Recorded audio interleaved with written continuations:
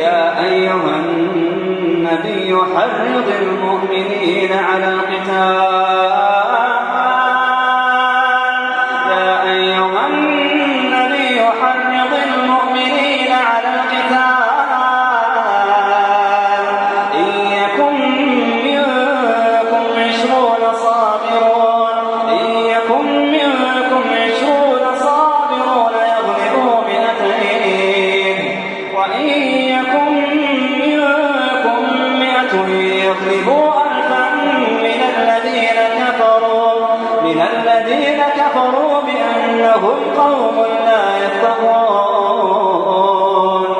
الآن خفف الله عنكم وعلم أن فيكم ضعفا فإن يكن منكم 100 صابرة يغلبوا 200 وإن يكن منكم 1000 يغلبوا 2000 بإذن الله والله مع الصابرين.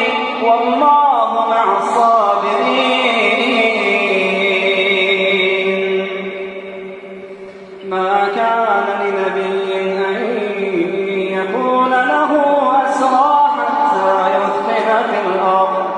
ما كان لنبي أن يكون له أسرى حتى يثخن في الأرض تريدون عرض الدنيا والله يريد الآخرة والله يريد الآخرة والله عزيز حكيم. لولا كتاب من الله سبق لمسكم فيما أخذتم عذاب عظيم. فكلوا مما غنمتم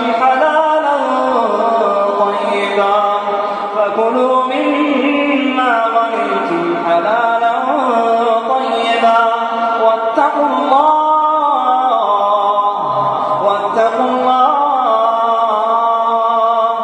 إن الله غفور رحيم.